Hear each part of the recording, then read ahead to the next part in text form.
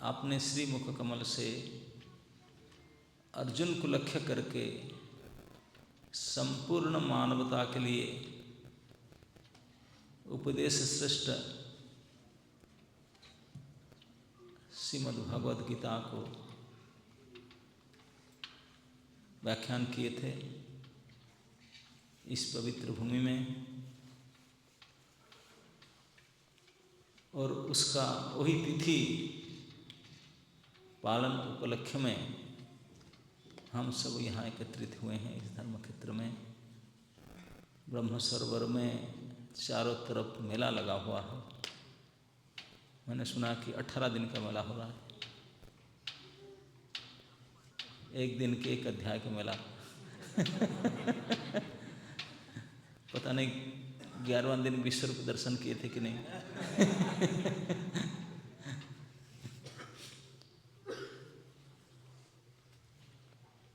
लेकिन मैंने तो सुना कि भगवद गीता भगवान ने बोले थे ज्योतिषार में मेला हो रहा है ब्रह्म सरोवर में। चलो जैसे ठाकुर जी की इच्छा। हम लोग तो ना ज्योतिषार है ना ब्रह्म सरोवर, हम बीच में ही है। ऐसा है कि भगवद गीता बोलने से पहले अर्जुन ने, क्योंकि जब लड़ाई करने को मना कर दिया तब भगवान को बोलना पड़ा। पहले तो राजी था, सब जानते थे लड़ाई हो रहा है। युद्ध होना जब प्रस्तुति हुआ, कल हम बता रहे थे, कहाँ तक गए थे कल हम? युद्ध प्रस्तुति तो नहीं हुआ था ना अभी तो, शकुनी मामा तक, मतलब अभी द्वितक क्रीड़ा हुआ था, वनवास आदि गए। ऐसे 12 साल वनवास में रहे पांडव लोग, 1 साल अज्ञातवास में रहे। कंडीशन रखे थे 12 साल तो वनवास में रहेंगे, चलो बोला हम तो जो आएंगे नहीं, राज्य हम ले लेंगे, भोगेंगे। और रखे थे 1 साल छिप करके रहना, अज्ञात मतलब छिप करके रहना, और हम ढूंढेंगे, हम पूरी कसर से ढूंढेंगे, आप पूरी कसर से छिप के रहना। अगर 1 साल के अंदर आप ढूंढ के निकाल दिए, पता लगा लिया आपको, तो फिर 12 साल आपको वनवास आएगा। क्या बढ़िया कंडीशन है नहीं? अब बोले हमारे पास तो पूरा सरकार कमांड उनका हाथ में था, पूरे चप्पे चप्पे ढांड लेंगे, 12 साल तक पता लगा कर रखे, पूरा सब एजेंसी करके भी कहाँ जाएंगे, गतिविधि रखो, पता लगा लेंगे। लेकिन जिनको भगवान सहारा है उनको क्या करे, वो अपने आईडी चेंज कर दिए, नाम चेंज कर दिए, प्रोफेशन चेंज कर दिए, रुके। लेकिन रूप तो चेंज नहीं किए, कुछ एडजस्टमेंट किए होंगे, पता नहीं जो भी हो, लेकिन पता नहीं कर पाए। 12 साल जो रहे काम्य वन आदि में बिताए, ज़्यादा दूर नहीं गए, आसपास में रहे। लेकिन 13वां साल अपने नाम, प्रोफेशन और प्रोफेशनल आईडी ये सब चेंज कर दिए। फोटोग्राफ तो चेंज नहीं हो सकता, कितने भी नाम भाव सरनेम चेंज कर दो, फोटोग्राफ चेंज, प्रोफेशन चेंज करो। लेकिन उन्होंने यहाँ से हट करके विराट नगर चले गए। अब भौगोलिक स्थिति तभी जमाना विराट नगर कौन सा था हम नहीं जानते, कई बोलते हैं कि यही एमपी में था, लेकिन नेपाल में इंडिया बॉर्डर में विराट नगर आज भी है। और यहाँ मानते हैं, मान्यता है कि वही विराट नगर में गए थे, क्योंकि विराट पुत्री नेपाली थी। नेपाल में है ना बेटा, वो उत्तरा, उनको शादी की अभिमन्यु ने। परीक्षित महाराज भी नेपाली की शादी की थी, उनका पत्नी भी इरावती, वो भी वहीं की थी। तो इसलिए विराटनगर में छिपे जा करके, तभी नेपाल भारत का पार्ट था। नेपाल, बांग्लादेश, इंडोनेशिया, श्रीलंका, ये पाकिस्तान और भारत के पार्ट था। ऐसा भारत का पार्ट था। इसके बाद में धीरे धीरे धीरे अलग अलग हुए। विभिन्न ये जो काबुल, कांधार, ये सभी भारत के पार्ट थे। तो वहाँ जा कर के छुपे। अब जा कर के नौकरी के लिए अप्लाई किए, बोले नौकर बन कर रहेंगे। विराट राज के पास पहुँचे, आपने अपना जो बायोडाटा दिखाए तो इसीलिए सिलेक्ट हो गए। भीमसेन ने दिखाया कि मुझे कुक का अपॉइंटमेंट कर लीजिए, आप जितने भी लोग लाइए और एक बार प्रसाद खा कर देखिए, सिलेक्शन फिर मुझे बताना। हमें बताया था उनके हाथ में अमृत था। तो एक बार टेस्टेड हो गया। जो एक बार खाया कि बोला हम कहीं नहीं खाएंगे, घर में खाना छोड़ दिए, लोग बोले यहीं से टिफिन जाएगा। तभी जमाने में घर में सब खाते थे, लेकिन भीमसेन का जो टेस्टेड किए, जो भी राज परिवार, राजमंत्री सब बोले कि हम तो सब वहीं से खाना लेकर खाए। और जितने भी लोग आए, जो एक बार वहाँ विराट नगर में वहाँ एक बार खाया, तब तो क्योंकि अमृत था, ऐसे खाते थे। भीमसेन अपॉइंटेड हो गए एज कुक। युधिष्ठिर महाराजा अपॉइंटेड हुए सलाहकार के रूप में, राजा का सलाहकार, राजा के साथ रहेंगे, उनको मित्र बन करके उनके साथ खेलेंगे, बैठेंगे, उनके मित्र बन करके, दोस्त बन करके। कंकर नाम था उनका। अर्जुन बने बृहन्नला, क्योंकि अर्जुन को उर्वशी ने शाप दिया था 1 साल तक आप नपुंसक बन जाओगे, ना पुरुष ना स्त्री। तो वो फायदा उठाए 1 साल। उनका तो चेंज हो गया सब प्रकार डिजाइन। उन्होंने अच्छा डांस जानते थे, वो नृत्य शिक्षक थे, music and dance teacher. Uttara Devi का शिक्षक रहे उन्होंने, उनको सिखा रहे थे डांस एंड म्यूजिक, संगीत और नृत्य सिखा रहे थे राजकुमारी उत्तरा को, अर्जुन। नकुल सहदेव गाय चराने लगे, गौशाला संभाले, गाय चराने। उनको स्पेशलिस्ट था पशु संभालने में, पशुपालन में, और काम किया। भीमसेन कुकिंग में रहे। बाकी सब अपना अपना प्रोफेशन जैसे जैसे कर रहे थे। सबसे आश्चर्य लग रहा था भीमसेन का, और थे अद्भुत कर्मा, क्योंकि उनके जब सिलेक्शन हुआ, जो एक बार प्रसाद पाए, चारों तरफ हल्ला हो गया। मीडिया फ्लैश कर लिए कि इसे सुपर कुक आया है, क्या टेस्टी। अब दूर दूर से वो राज्य के लोग तो हर प्रकार से, बोला ना, घर में बंद करके वहीं से टिफिन लेना चाहे, वो लाइन लगा के यहीं खाए, सब प्रसाद के लिए वहीं आते थे। विराट राजा का नाम बहुत प्रसिद्ध हो गया कि क्या अद्भुत कुक आए। और सचमुच समृद्धि होने लगा। जिनके उपदेष्टा धर्मराज युधिष्ठिर रहेंगे, उनका कैसे नीतिवान होगा, कैसे नीति का उपदेश देंगे उनको। साक्षात धर्म के राजा धर्मराज युधिष्ठिर जिनके उपदेष्टा रहेंगे, एडवाइजर बोर्ड में रहेंगे, तो कैसे होगा। और कुके रहेंगे, और जिनके ये पांचों पुण्य धर्मात्मा, बड़े बड़े उच्च कोटि के भक्त और भगवान के अति प्रिय थे, वो जहाँ रहेंगे तो वहाँ सारे शुभ, सब सफलता, धर्म, सब कुछ वहीं रहेगा उनके साथ। तो ऐसे परम वैष्णव, परम भक्त जा रहे, तो यहाँ समृद्धि होना तो साधारण सा बात है। तो विराट राज्य उत्तरोत्तर समृद्धि को प्राप्त करने लगा। देखते रहे तो बोले इतने बड़े बढ़ते प्रोग्रेस करते हैं कि बात क्या है, बात क्या है। गुप्तचर जाते थे, पता लगा नहीं पाते थे, लेकिन पता लगा पाते थे, क्योंकि तो नाच सिखाने वाले को कौन देखता है, कब से कहते उसको। और ये एडवाइजरी बोर्ड में कोई गाय चराते जंगल में, उनको तो पता नहीं लगता, केवल हाईलाइट में आते थे कुक। वो क्या करते थे, क्योंकि लोग इतने बढ़ गए संख्या। पहले शायद आप लोग जैसे 200-500 के बनाते होंगे, उनका एवरीडे फेस्टिवल होता है, कई हजारों संख्या में कुकिंग हो रहा था। भीमसेन जब से कुकिंग संभाले तो लाखों की संख्या में लोग प्रसाद लेने के लिए आए, लाखों की संख्या में, इतने डिमांड बढ़ गया। और तभी ज़माने में गैस चूल्हा नहीं था, इतने प्रकार के हाईटेक किचन से वो नहीं होता था। साधारण लकड़ी जला करके कढ़ाई में, तो उन्होंने वेजिटेबल मंगाते थे। आजकल तो ट्रक लोड आता है, ट्रक नहीं था, बैलगाड़ी से नहीं तो जैसे गाड़ी से आता था। गाड़ी से वेजिटेबल आता था अनेक संख्या में, लाखों लोगों के लिए। हम तो कुछ सोच नहीं सकते मेनू बनाने के लिए कई लाखों का। तो सब्जी कौन काटे? बनाने तो बॉयल कर दो, काटने वाला बहुत लेबर लगता है।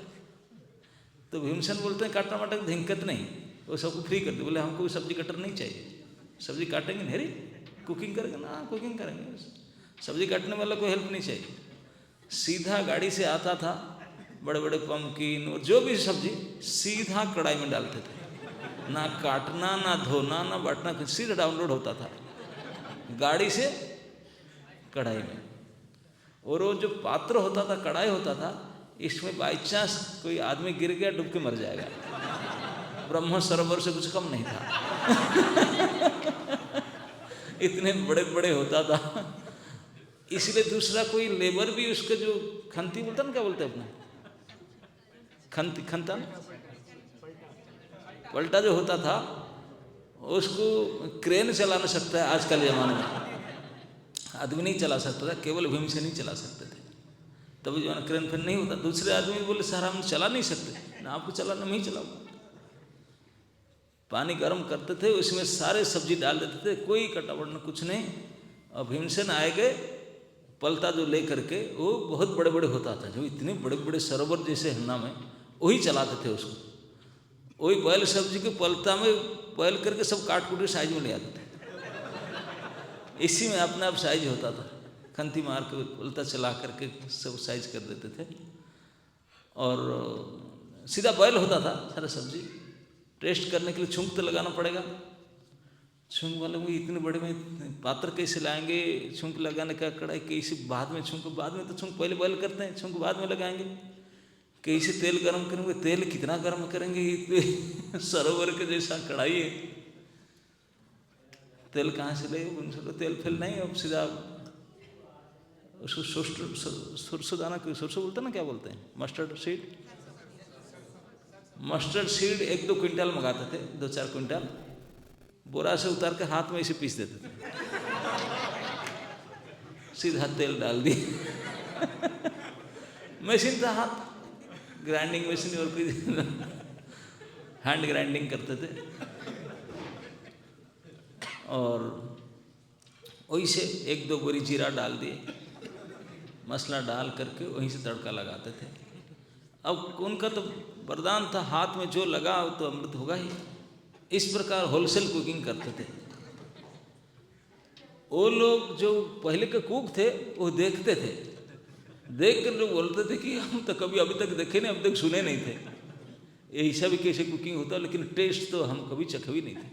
जब तक हमारे जी ही बना है ऐसा टेस्ट नहीं किए थे, जब तक आंख देख उठा तब तक ऐसे देखे नहीं थे कुकिंग, ना कान जब उठा तो वैसे सुने थे, इस प्रकार के कुकिंग। तो यद्यपि दुर्योधन पार्टी कुछ लोगों को भेजा था, बोले जाकर देखो क्या बात है, वो लोग को प्रसाद पाया, बोले प्रसाद तो बहुत टेस्टी है, उसका कोई समान नहीं लेकिन वो पता फिर भी नहीं लगा पाए। 1 साल बीतने वाला था, बहुत कोशिश कर रहे थे क्योंकि परेशान हो गए थे, पूरे भारतवर्ष छान मारे थे, डाउट हुआ था नेपाल के ऊपर, लेकिन कोई और सुन नहीं बोल रहा था।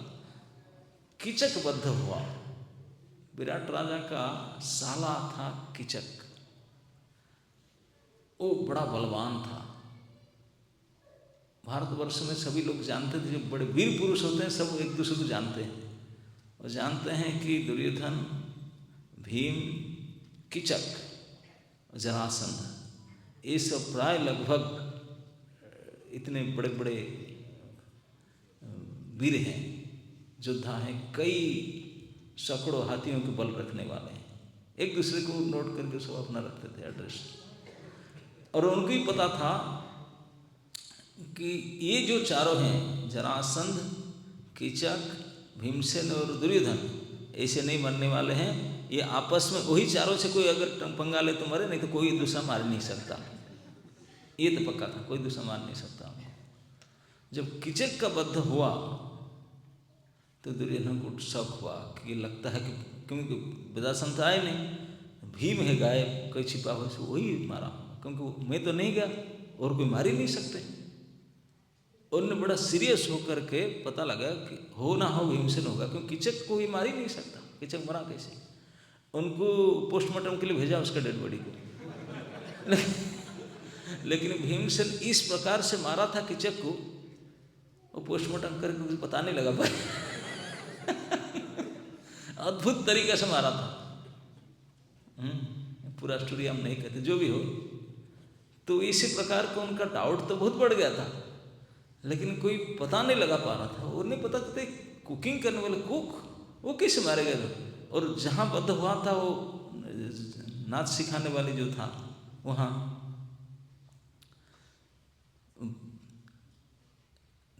द्रौपदी भी थी उनके साथ में। द्रौपदी नाच सिखाती थी, वो म्यूजिक सिखाते थे अर्जुन। तो वहाँ हुआ था उनका डेथ। उनके पास गया था वहाँ भीमसेन जा कर के डुप्लीकेट ड्रेस पहन कर जाकर उनको मारे थे। तो वहाँ कुछ पता नहीं चला, पोस्टमार्टम रिपोर्ट में कोई ऐसा रिपोर्ट नहीं आया। तो लेकिन उनका इतने प्रोग्रेस हो रहा था, तो बेनिफिट ऑफ डाउट ले बोले कुछ नहीं, किसी प्रकार अटैक करेंगे, अटैक करने से पता चल जाएगा पांडव है कि नहीं। तो कैसे युद्ध करेंगे प्लान करके उनके गोधन को हरण किए। उनका गौशाला था, जब से नकुल सहदेव गौशाला के इंचार्ज बने, वो भी बहुत टप में जा रहा था गौशाला। आजकल तो कोई गौशाला प्रॉफिट में होता ही नहीं, 16 में जाता है, लेकिन नकुल सहदेव बहुत प्रॉफिट में, वो बहुत संख्या में गाँव बहुत समृद्धि प्राप्त हुआ था। तो उन्होंने गाय को बोले ले लेंगे, हरण कर लेंगे, शायद उनका ज़्यादा संपत्ति, तभी जमाने में 2 संपत्ति माना जाता था, चल संपत्ति में गो, अचल संपत्ति में जमीन। तभी जमाने में बैंक फैंक नहीं होता था, ये पेपर करेंसी नहीं होता था। आजकल जैसे कितना किसका बैंक बैलेंस हो उतने धनी माना जाता है, तभी जमाने में गोधन, गाय को धन माना जाता है, गोधन नहीं तो जमीन भूमि धन, यही दोनों संपत्ति, भू संपत्ति और गो संपत्ति, इसी को संपत्ति माना जाता था। तो राजा था, भू संपत्ति तो था ही, और गो संपत्ति भी था, प्रचुर परिमाण गो था उनके पास। बोला जब गायों को हड़प लेंगे, दुर्योधन को प्लान किया था शकुनी करने। तो उनके गौशाला को, जो गौशाला तो एक जगह में लाखों संख्या में गाय थे, अलग अलग जगह में, बड़र में, जंगल पहाड़, जहाँ वही गाय लेकर रखते थे। तो वहीं से आसान से वो गायों को हरण करके ले जाने के लिए चले थे। वो ले भी गए थे, तो उन्होंने मैसेज भेजे कि इसे गोधन हरण हो रहा है। तो जानबूझ करके उनको लड़ाई करना था विराट राज्य से, तो गाय को हड़पने के लिए किसी को भेज सकते थे, ग्वाला को नहीं। पूरी चतुरंगिणी सेना लेकर के 7 महारथी गए थे लड़ाई करने के लिए। भीष्म भी थे उसमें, कर्ण थे, कृप थे, द्रोण थे, दुर्योधन अंड सेंचुरी मार के तो पूरे 100 भाई गए थे, सही थे, और बाकी पूरे सेना लेकर के गए थे। ये कोई गाय चोरी करना नहीं था, ये तो बाकायदा युद्ध था, बड़ा सेना लेकर गए थे। वहाँ से मैसेज आया कि गाय को ले जा रहे हैं आप रोकने के लिए। तब विराट के जो बेटा था उत्तर कुमार, वो बोले गाय हड़प करके लोग ले आए तो मैं जाकर बचाऊंगा, ये करूँगा, बहुत बड़ी बड़ी बात करने लगा। और विराट राज बोले कि ठीक है तुम जा सकते तो, लेकिन युधिष्ठिर महाराज को पता चल गया था, जहाँ से मैसेज आया था कि ये कुरुसेना आए हैं हड़पने के लिए, ये क्या लड़का जाकर करेगा कुरुसेना के साथ। वो सलाह दिया विराट राज को, हाँ जी उसको अपने बेटे को मत भेजिए, मत भेजिए ना। नहीं मेरा तो जाना टाइम ना, कोई अगर उनको भेजते हैं तो फिर उनके साथ में जो नाच सिखाने वाला है ना, म्यूजिक सिखाने वाला जो है बृहन्नला, उसको भेजिए। लोग क्या करेगा लड़ाई में राजकुमार साथ, तो कुछ नहीं करेगा तो ड्राइविंग जानता है, वो गाड़ी चला लेगा, गाड़ी चला के जाएगा।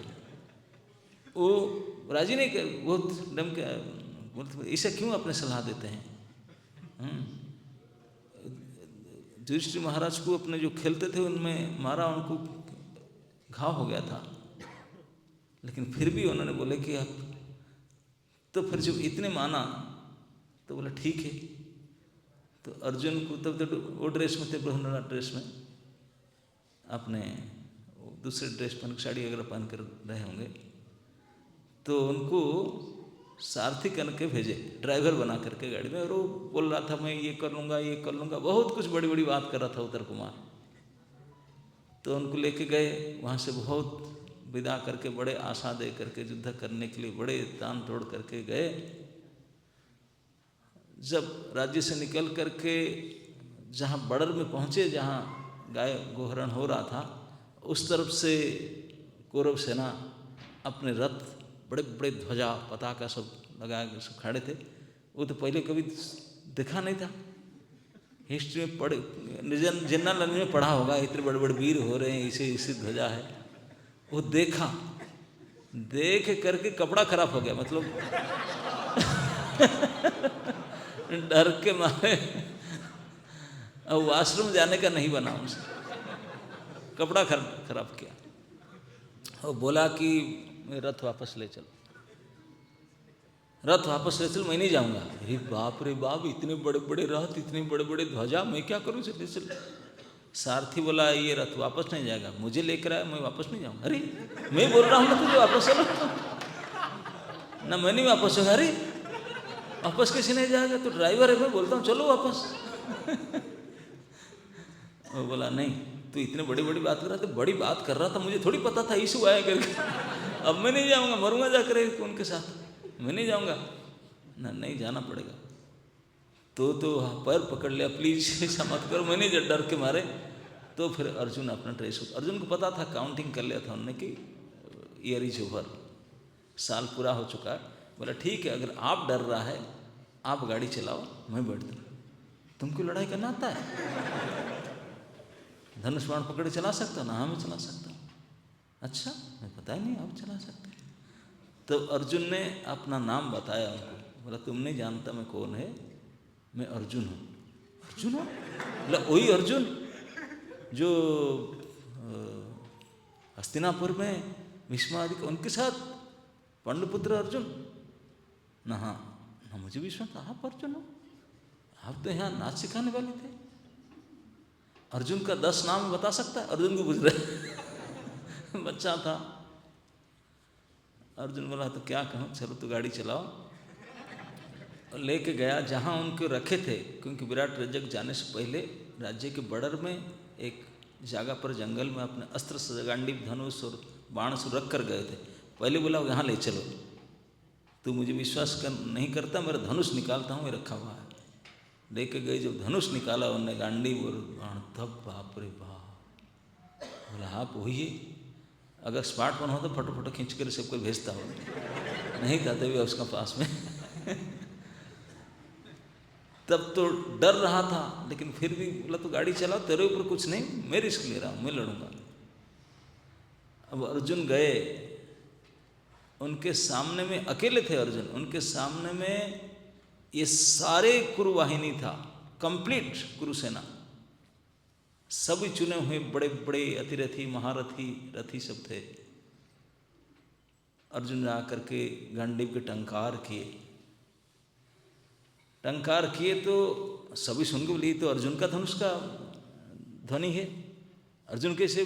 दुर्योधन चिल्ला बोले हम जीत गए, हम पता लगा ले अर्जुन ही ये तो।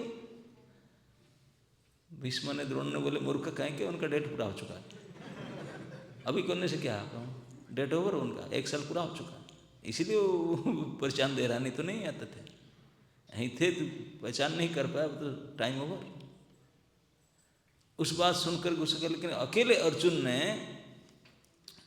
एक दिन में, जैसे आजकल मैच होता ना, पहले तो इनिंग्स मैच होता था क्रिकेट, आजकल वनडे मैच होता है ना 20 ओवर्स, वो भी तो एक दिन लगता है, लेकिन अर्जुन के एक दिन में नहीं, आधा दिन में ऑल आउट कर दिए, half day match over.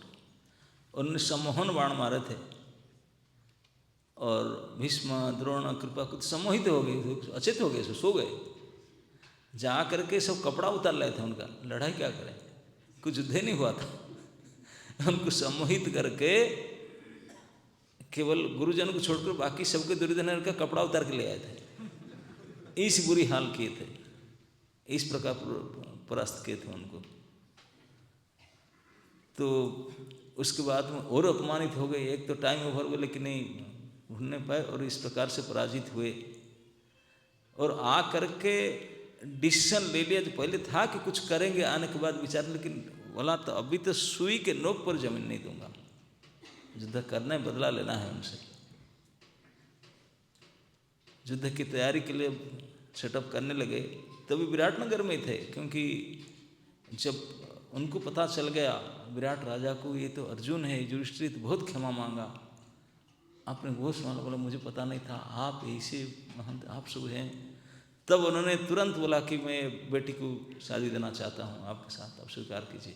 Arjun बोले वो मेरा स्टूडेंट है, मैं इसी कैसे शादी करता हूँ, मेरे बेटा को शादी करा दूँगा। तब जब उन्होंने वनवास शादी में गए थे, द्रौपदी तो उनके साथ गई थी, लेकिन अर्जुन का विवाह हो चुका था सुभद्रा से, लेकिन सुभद्रा को उन्होंने अपने मायके को भेज दिया। बोले हम अभी जा रहे हैं, कोई रिस्क नहीं, आप द्वारका चले जाओ। अब अभिमन्यु छोटे थे, बिल्कुल छोटे बालक अवस्था में थे, तो अभिमन्यु का स्कूलिंग और उनका ट्रेनिंग द्वारका में हुआ था।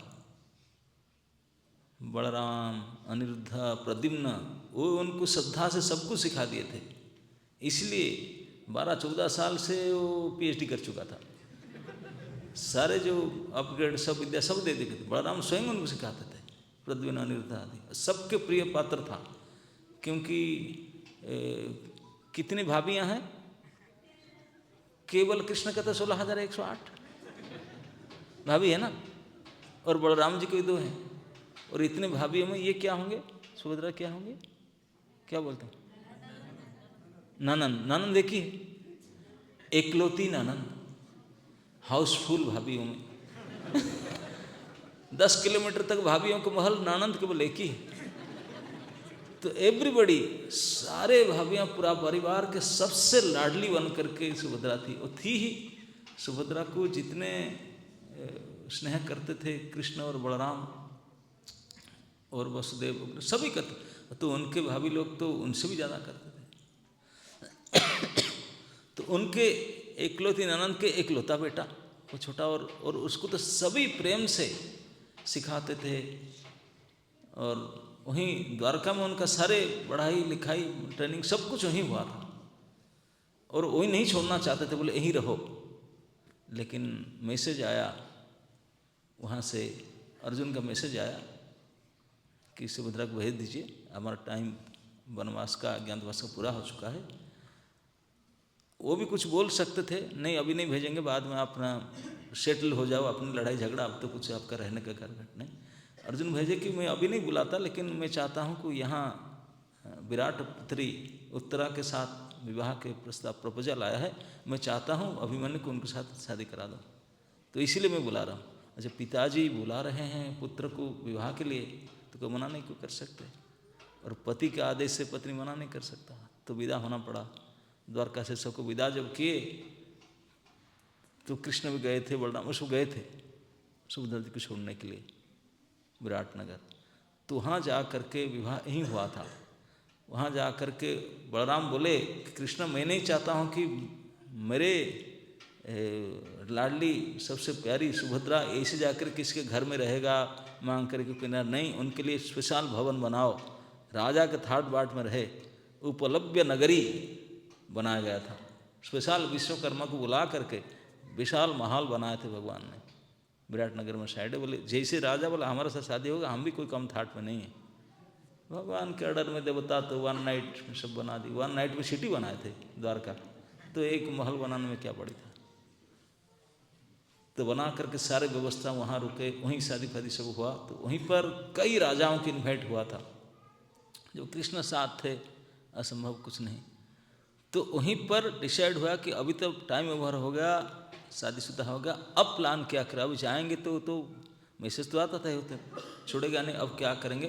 तभी से लड़ाई के लिए लड़ाई करेंगे, युद्ध करेंगे करके तैयार किए। बोले अभी से तैयारी शुरू करो, अब जाते ही हो तो वही करेगा, तो हम पहले से तैयार रहना चाहिए। युद्ध के लिए तैयारी तभी से शुरू किए थे। अपने अपने अर्जुन भी कई जगह में जाकर दिव्यास्त्र इकट्ठा किया, सब इकट्ठा किए थे। अब जब लगभग कई प्रकार से बातचीत होकर के तय हो गया कि लड़ाई होगा करके, तो उन्होंने सब अपना अपने करने लगे। तुम हमारे तरफ से होना, तुम हमारे तरफ से लड़ना। तो कृष्ण को इनवाइट करने के लिए दुर्योधन भी सोचा था, क्योंकि दुर्योधन का कृष्ण के साथ संबंध क्या पता है? वो दुर्योधन का एक बेटी था और उनका शादी हुआ था कृष्ण के बेटे के साथ, सांब के साथ। वो भी अपहरण हुआ था, कोई बात नहीं, उठा के ले आया था उनको। उसके लिए बड़ी स्टोरी है, बहुत बड़ा भारी घटना हुआ था उनका शादी में भी। वो बड़े चैलेंज हुआ था उनके साथ। लक्ष्मणा उसका नाम था, एक ही बेटी थी। तो इस कारण से संबंधी थे, संबंधी बोलते ना आप लोग भाषा में। कृष्ण के बेटे दुर्योधन के बेटी समधी थे। समधी के नाते बोला हमारे भी रिलेटिव है, उनको भी मैं बुलाऊंगा हमारे तरफ से लड़ने के लिए। अर्जुन का तो दोनों गए बुलाने के लिए द्वारकाधीश को कि अपना सपोर्ट में लड़िए, अपना सपोर्ट में अपना सहायता मांगने के लिए गए। बलराम जी बोले कृष्ण को, देख कृष्ण, ये परिवार की लड़ाई, हम नहीं उसमें फंसेंगे। मैं तो जा रहा हूँ पिलग्रिम से, तीर्थ करने जा रहा हूँ, टूर जा रहे हैं, मैं निकल रहा हूँ। और निकल के टूर में कृष्ण बोले आप जब जा रहे हैं, मैं कोई दोनों तो हमदनी से रहना चाहिए, मैं रहूँगा ना, तू संभालना ना संभालूंगा, और क्या करूँ। तो भगवान जानते हैं कि ये दोनों आए। दुर्योधन तो राजा था, अपना तो मर्सिडीज गाड़ी था, मतलब रथ था उनका। अब अर्जुन के पास राजा था नहीं, वो पब्लिक ट्रांसपोर्ट में आया, है ना नहीं बस लेकर के ऑटो फोटो पकड़ कर आया होगा। तो पहुंचने में लेट हुआ, मुझे वो फास्ट ट्रैक गाड़ी में आकर पहुंच गए। जब भगवान ने जानबूझकर रेस्ट ले रहे थे, रेस्ट लिए थे। दुर्योधन को गेट के ऊपर देखा नहीं, भाई समधी है वो तो जाएंगे। चला गया, भगवान भवन में रेस्ट ले रहे थे। बोला चलो रेस्ट कर रहे हैं, जब उठेंगे बात करूँगा। एक चेयर खींच करके उनके सर के पास बैठ गए। मानी है ना, दुर्योधन महामानी है। बोला मैं क्या इधर सर के पास बैठा है, चेयर खींच करके, उठेंगे बात करेंगे। एक आधे घंटे के बाद में अर्जुन पहुँचे, कहाँ से चेंज चांज करके ट्रांसपोर्ट किसी पहुँचे। तो अर्जुन को अलाउ कर दिया। सब जानते हैं अर्जुन तो प्रसिद्ध है, भगवान के परम मित्र है। अर्जुन जाके देखे भगवान सोए हैं, दुर्योधन ही बैठे हैं। बोले अब पूरा झुककर तो प्रणाम करेंगे नहीं, दोनों लड़ेंगे। और भी देखा कि भगवान सोए हैं, तो चेयर नहीं लाया, नीचे बैठ गए पैर के पास में। बोले जब प्रभु सोए हैं, चरण के पास में बैठा हूँ, सेवा का सुजोग है करने, धीरे धीरे धीरे चरण दबाने लगे। इस प्रकार के चरण दबाने लगे ताकि नींद और बढ़ जाए, टूट ना जाए। सेवा करने लगे। दुर्योधन हंस रहा था, बोले क्या करे, जंगल में रहकर तो अपना इज्जत खो कर आया, चरण दबा रहा है, अरे ये ग्वाला है, तुम राजकुमार हो, क्या कर रहा है।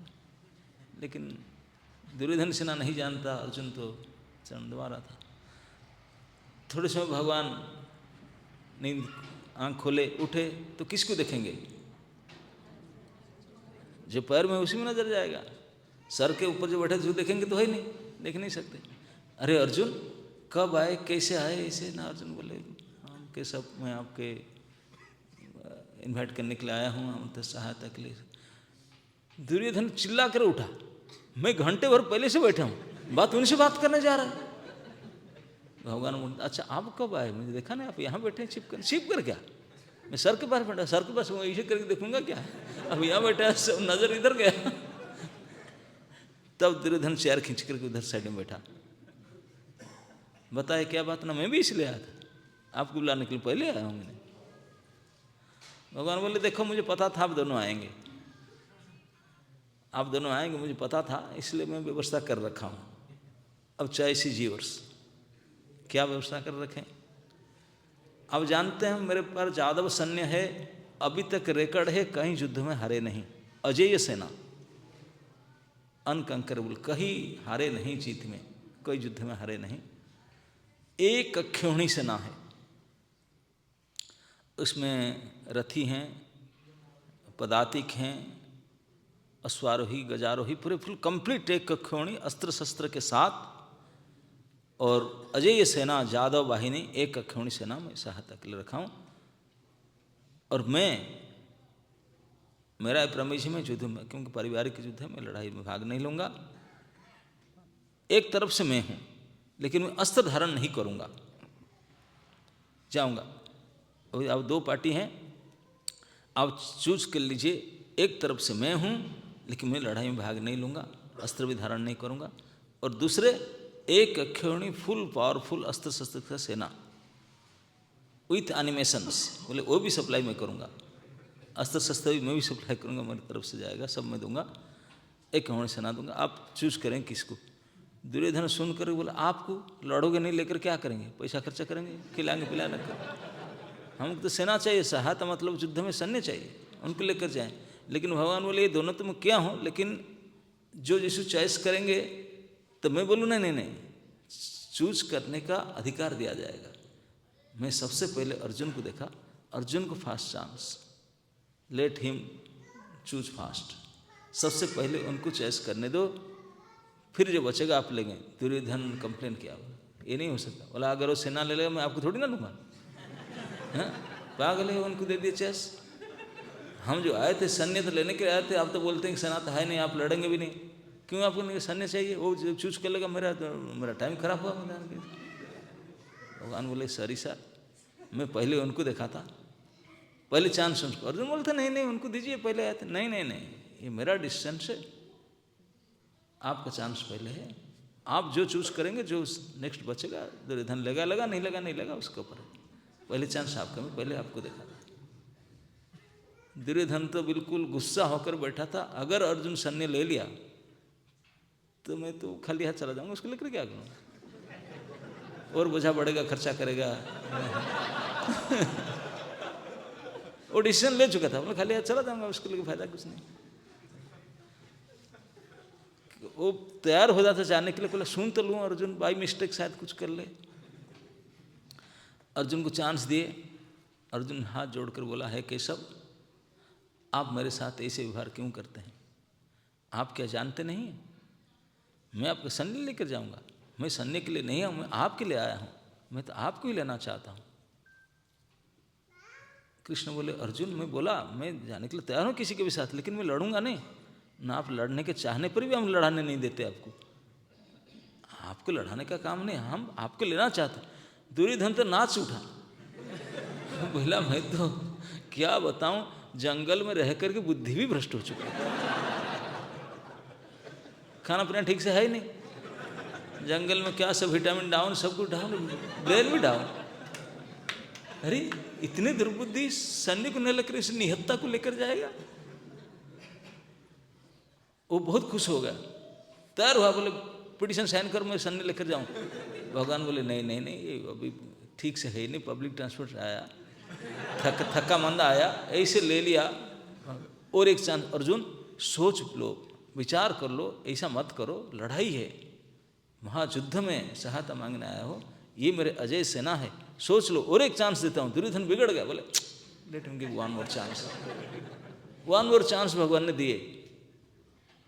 अर्जुन कहे, प्रभु मुझे एक मोर चांस, सैकड़ों चांस मुझे दो, मैं आपको छोड़कर किसी को नहीं लूंगा, और आपको युद्ध करने की प्रतिज्ञा करे तभी हम युद्ध करने नहीं देंगे आपको ना, हम ही युद्ध करेंगे, आप क्यों युद्ध करेंगे, हमारे किस लिए लेंगे, बस हमारे साथ रहना, आप हमारे जीवन के आधार है, हमारे साथ आप रहे, बाकी आपको कुछ नहीं करना, करेंगे तो हम। दुर्योधन तो इतने खुश हो गया, खुशी के मारे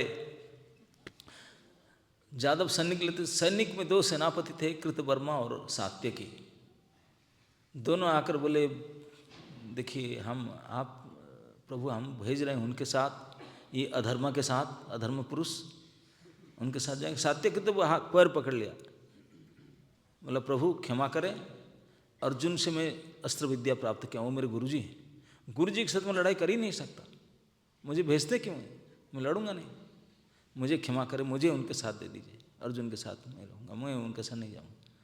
तो दुर्योधन ने बोला, ओके लेट हिम गो, उनको गुरुजी मानता है, वो गड़बड़ करेगा हमारे साथ आकर, और क्या, उनके फेवर करके मेरे ओर से लड़ेगा तो गड़बड़ करेगा, बेटर लेट हिम गो।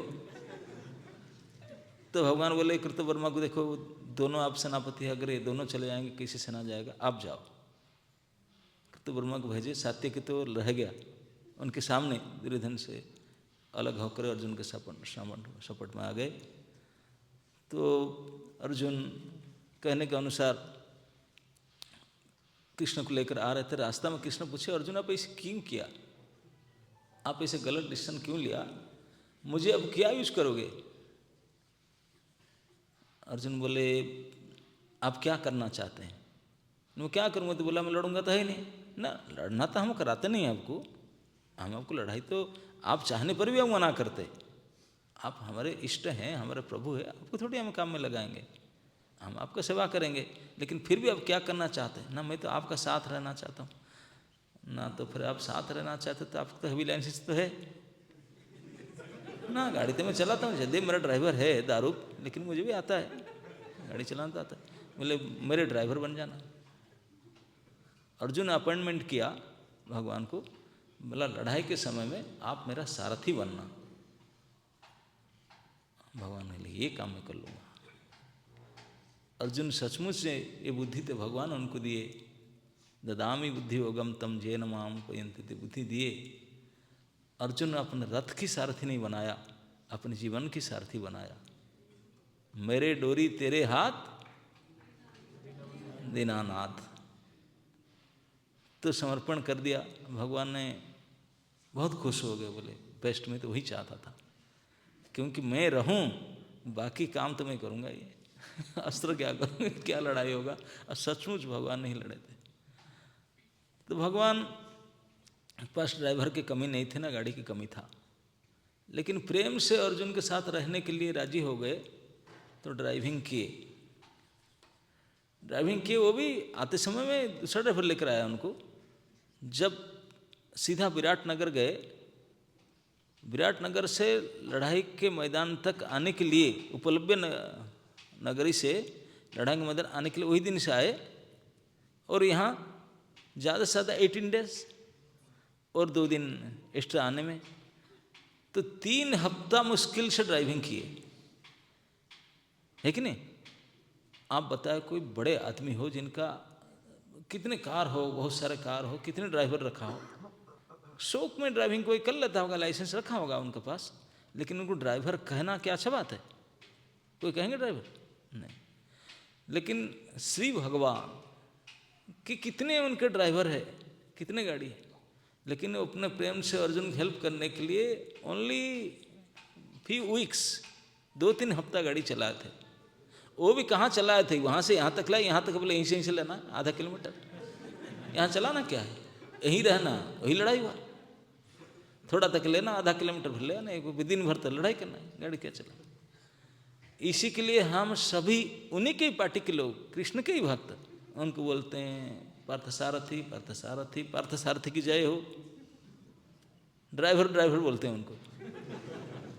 इतने बड़े सम्मानीय अधिकारी, हम उनको खोल कर क्या बोलते हैं? आप अर्जुन के ड्राइवर हो, जय हो, आपके ड्राइवर साहब की जय हो। प्रणाम करते, प्रभु जी, ड्राइवर प्रभु जी। आपको जय हो।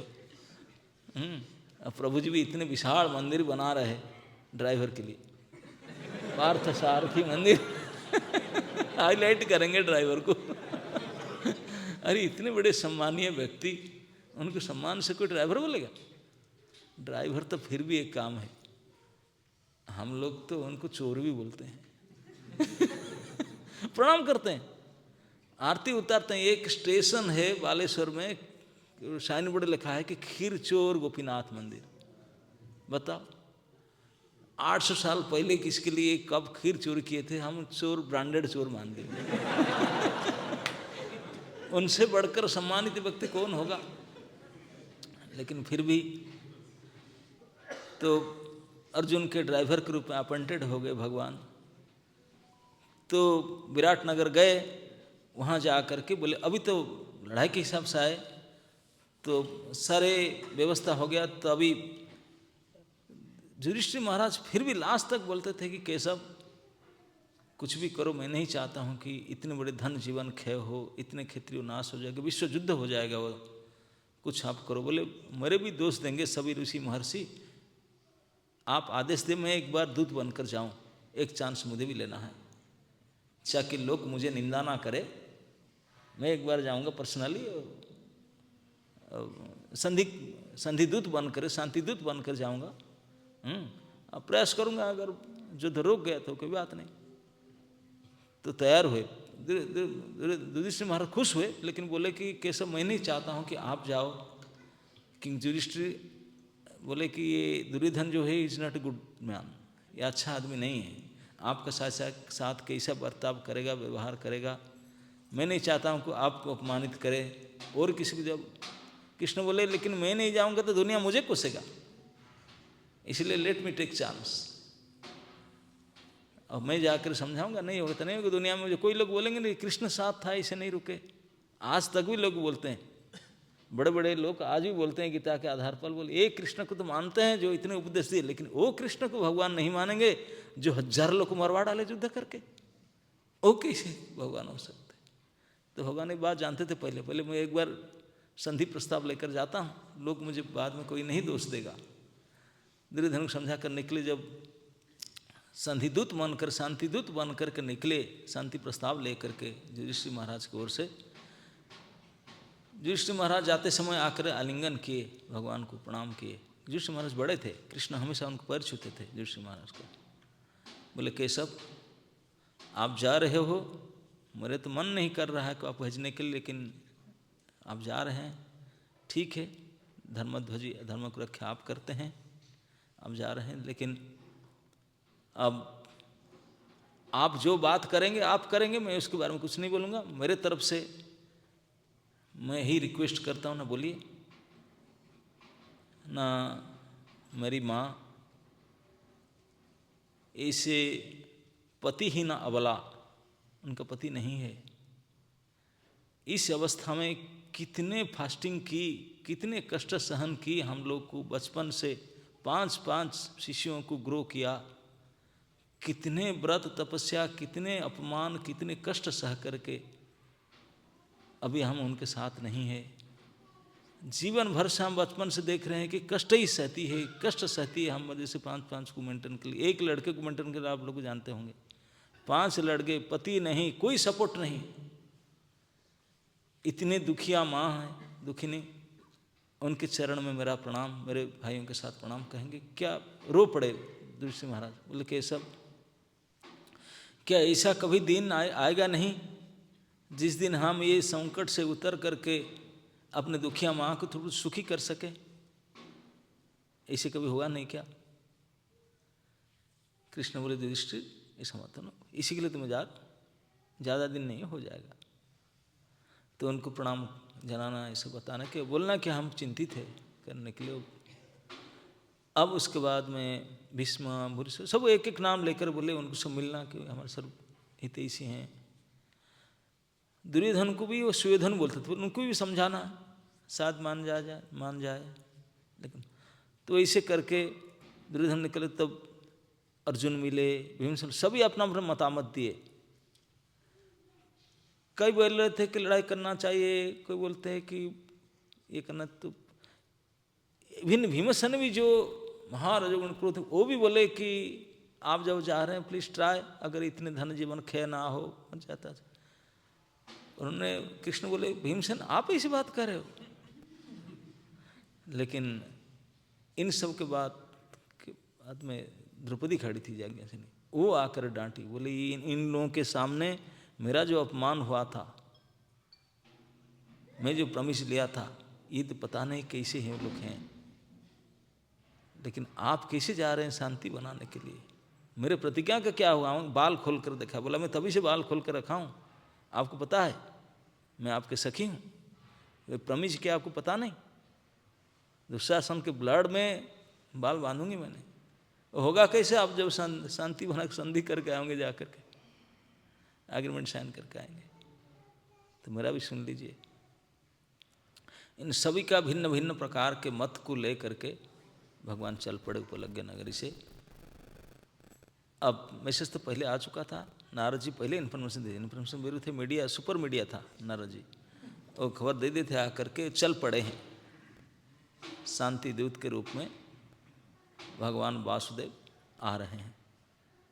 धृतराष्ट्र बुला करके दुर्योधन को बोला बेटा अब देख लो, अगर उनको किसी प्रकार से प्रसन्न कर लिया, खुश कर लिया, तो बाजी मार लोगे। क्योंकि उनको प्रसन्न कर लिया मतलब आपका सब कुछ शुभ हो जाएगा। बेटा ऐसे तैयारी करो, किसी प्रकार से उनको खुश करना, वो प्रसन्न ना हो जाए। वो आ रहे हैं, क्या बोलेंगे सुनेंगे अलग बात है, but treat him so nicely that he will be happy. Duryodhana बड़ा डुप्लीशियस था, फंसा करके बात करके प्रसन्न करने में बड़ा उस्ताद था। तो उन्होंने रास्ता में भगवान आ रहे थे, कई जगह पर रूम बनाया, विश्राम स्थल, और भेंट का द्रव्य, पूजा, क्या क्या व्यवस्था किया उनको खुश करने के लिए। लेकिन कृष्ण कहीं रुके ही नहीं, कहीं रुके ही नहीं, उनका सेवा स्वीकार ही नहीं कि सोने चांदी खान पान विश्राम सब कुछ किया था, भगवान दिखे ही नहीं हुआ। दुर्योधन को बड़ा बुरा लगा, बोला मैं इतने पैसा खर्च कर व्यवस्था किया हो तो कोई एक्सेप्ट नहीं कर रहे, कोई रुकते नहीं, नो स्टॉप। रुकते थे, यहाँ थोड़ा विश्राम 10 मिनट रुकिए, थोड़ा चाय पानी पी के जाइए, नहीं, कहीं नहीं रुके, आ गए सीधा हस्तिनापुर में।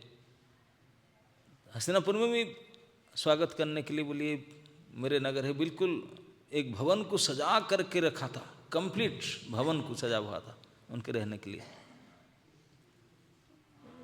कृष्ण बोले कि देखो, गए उनके साथ, देखे, देख करके बोले देखो मैं अभी तक तो प्रसाद भी नहीं लिया, रहने के लिए मैं यहाँ रहूँगा नहीं, क्योंकि मैं जिस पर्पस के लिए आया हूँ ये अगर काम बन जाए, मैं दूत बनकर आया हूँ, मैं आपके अतिथि नहीं है, मैं राजदूत हूँ, तो मेरा कर्तव्य है राजसभा लगे, राजसभा में जाकर पहुँच करके मेरा काम करो, तो फिर मैं सोचूंगा कि यहाँ रहने का, आपको पर्सनल घर में नहीं रह सकता हूँ। जिससे महाराज क्या सोचेंगे, दूत बनकर हमारे गए, उनके घर में अतिथि बन करके गए, मैं अभी अतिथि नहीं हूँ, मैं कहीं अपना व्यवस्था में रुकूंगा। तो भगवान ने उनका कोई सेवा, कई प्रकार के व्यवस्था हुआ था, कई वैरायटी 108 भोग बनाए थे ऑफरिंग के लिए, लेकिन भगवान उसको नहीं किए। भगवान के साथ भी कई ऋषि मुनि ब्राह्मण कई लोग सो गए थे, क्योंकि भगवान जा रहे हैं प्रस्ताव लेकर के सुनने के लिए, हम थोड़ा देखेंगे क्या आप बात करेंगे, कैसे बात करेंगे, इसलिए गए थे सब। तो इतने बड़े बड़े ऋषि मुनियों को स्वागत संवर्धना में भीष्म, द्रोण और विदुर सब लगे हुए थे। भगवान तो उनके पास चुपचाप निकल गए विदुर के घर। विदुर जी को पता नहीं था, पता भी नहीं चला, भगवान ने अपने चले गए गाड़ी लेकर के, विदुरानी घर में थी। अब जा कर के विदुरानी को पता था कि कृष्ण आ रहे हैं तो शायद यहाँ आ जाए, क्योंकि हम तो उनके पार्टी के लोग हैं, उनके पास ना रह के पसंद शायद करें, यहाँ शायद आ जाए, और हमारे पति तो उनके परम मित्र हैं, उनके दोस्त हैं, शायद उनको लेकर आएंगे, ले तो आएंगे। इसलिए बहुत प्रसन्न थी, अपने घर को साफ सुथरा करके रखी थी, और सोचती थी आने से इसे बात करूँगी, ये करूँगी, खूब सोचती थी, बहुत उत्फुल्लित मती थी। और ये नहीं पता था कि अभी आ जाएंगे, वो पता था कि पतिदेव लेकर आएंगे साथ में।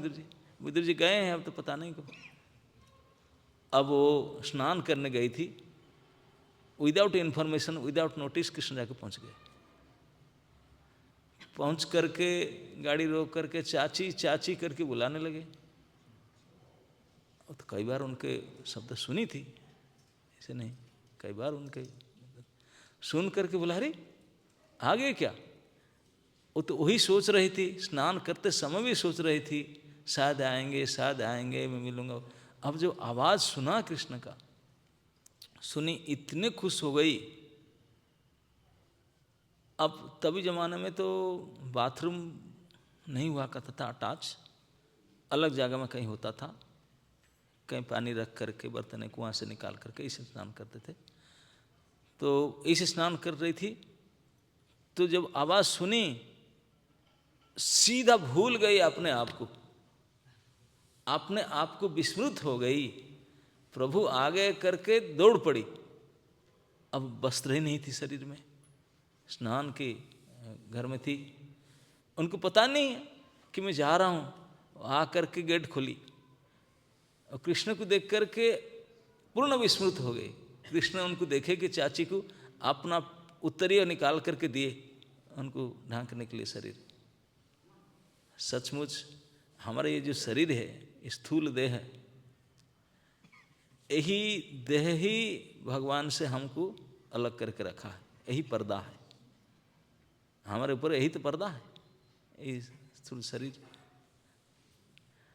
तो इस पर्दा को ये दिव्य शरीर ही कवर करे। तो भगवान अपने दिव्यास्त्र दे दिए चाची को और बोले कि मुझे भूख लग रहा है, मैं आ गया खाने के लिए। अब कई चीज बनाई थी खाने देने के लिए, लेकिन भूल गई, अब याद ही कुछ नहीं। अलमीरा खोल करके केले के एक धार निकाल ली। अब इतने प्रेम से, चलो जल्दी भूख है, केला खा लो ना। हाँ केला खा लूँगा। केला छील करके केले को फेंक रहा है, केले की छिलके को दे रहा है। भगवान खा रहे हैं, बोलते इतने बड़ा टेस्ट है। और वो दे रही है, वो देख भी नहीं रही है कि क्या दे रहे हो, तो भगवान के मुख सुधा को देख रही है और केले के छिलके खिला रहे हैं। विदुर जी ने व्यस्त है, देखे बोले गरुड़ध्वज रथ नहीं है, गाड़ी कहाँ चला गया। पता लगे बोले गाड़ी तक अपने घर की तरफ है, मेरे घर चला गया, मैं है ही नहीं इधर, ये क्या कर रहे। तो विदुर जी दौड़ कर आए, आकर के देखे कि दोनों ये बैठ कर छिलका खा रहे हैं, वो बैठ कर छिलका दे रही है, कपड़ा भी नहीं पहनी है, उतरे ढंग करके। समझ गए वो लोग, आकर बोले क्या कर रही है, आप क्या कह रहे, जाओ पहले कपड़ा बदलो। डांटे, तब उनका ध्यान आया, बाह्य स्मृति हुआ। तो विदुरानी गई वस्त्र बदलने के लिए। विदुर बैठे बोले चलो मैं खिलाता हूँ। विदुर बोले ये गलती कर रही थी पगली, ये क्या कर रहे हैं। तो उन्होंने छील करके केला खाने के लिए दी। भगवान ने मुख में लिए विदुर के हाथ से केला लेकर, बोले विदुर जी टेस्ट नहीं है उसमें। चाची जी का आइटम अच्छा था, ये अच्छा नहीं। जो भी हो वहाँ रहे, रात को ही रुके विदुर के घर में। नेक्स्ट डे पता चल गया सबको, तो यहाँ नहीं रुके गेस्ट हाउस में, वहाँ जाके रुके विदुर के घर में। दूसरे दिन सुबह कब चलेंगे ना, बुलाएंगे, मैं तो आया हूँ दूत काम के लिए, जब राज्यसभा बैठेगा मुझे मैसेज देंगे, तो दूत के हिसाब से मैं पहुँचूँगा जो मैसेंजर। तो शकुनी और दुर्योधन दोनों गाड़ी लेकर के सुबह सुबह 10 बजे पहुँचे कि सभी लोग आ चुके हैं, भीष्म, द्रोण और बाकी महाराज धृतराष्ट्र, और सभी सभा बैठ चुका है, आपको अपेक्षा कर रहे हैं, चलिए। तो कृष्ण निकले, विदुर जी भी निकले। अब हाथ पकड़ करके सात्विक उनको लेकर गए, राजसभा में बैठाए। जैसे राजसभा में घुसे, राजसभा में सारे लोग सीनियर जूनियर सब आ गए थे गेट पर, उनको स्वागत किए। सबको पता था कि ये तो साधारण व्यक्ति है नहीं, विशेष स्वागत किए। सर्वोतभद्र के विशेष स्वर्ण सिंहासन में उनको बैठाया गया, भगवान को अर्घ्य पाद्य दे करके पूजा किया गया, सम्मान किया गया यथाविधि।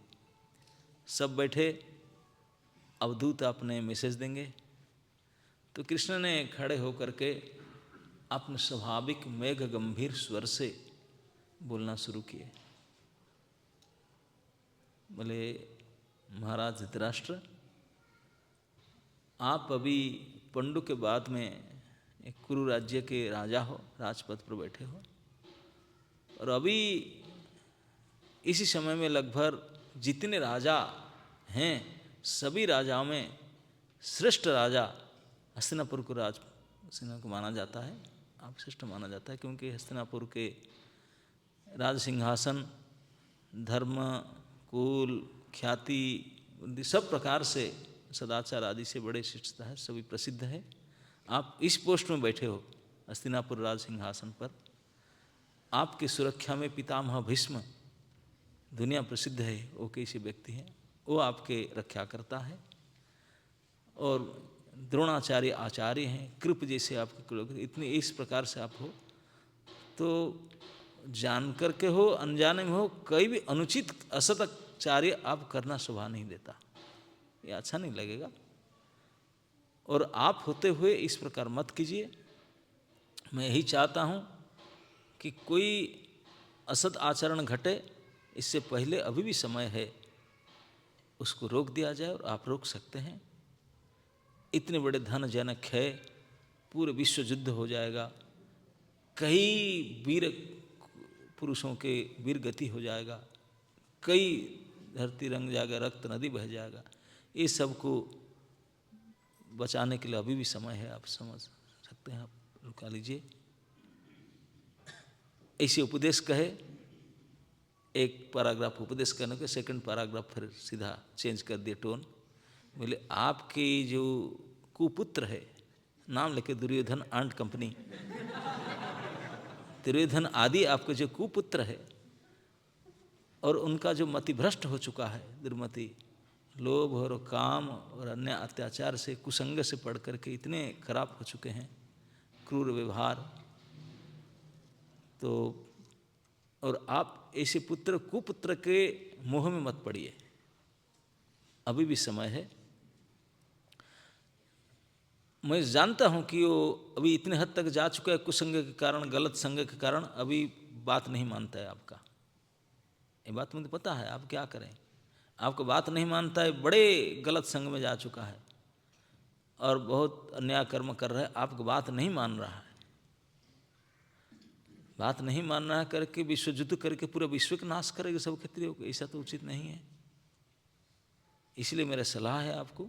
दुर्योधन बैठा था उनके सामने, बोल रहे थे वो, उनको कौन सा डर है। बोले मेरा ये सलाह है कि इसी स्थिति में तो आपके लिए उचित है, अभी आप राजा हो, आपका हाथ में सत्ता है, इतने बड़े बड़े आपके सपोर्टर हैं, उनका सामने कुछ नहीं है। वो बड़े बड़े सब आचार्य, बड़े बड़े दिग्गज बैठे हैं, और आप राज आदेश करेंगे, उसी को आज्ञा करके पालन करेंगे।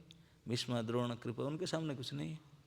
और भी जो है, आप ये जो 4-5 लोग हैं, भगवान नाम लेकर बोले, दुर्योधन, दुशासन, शकुनी और कर्ण, बोले ये चारों को अरेस्ट कर लीजिए,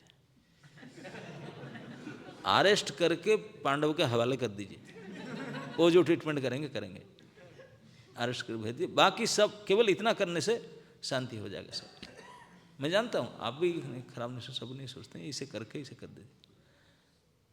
अब यहाँ बैठे थे वो चारों साथ में बैठे थे, उसको सुन करके वो तो ताली बजा करके, चिल्ला करके, अब उठ करके चले गए चारों को चार, गुस्से होकर के जा करके बोले, अरे ये तो दुशासन तो बोल दिया उठते जाते समय में,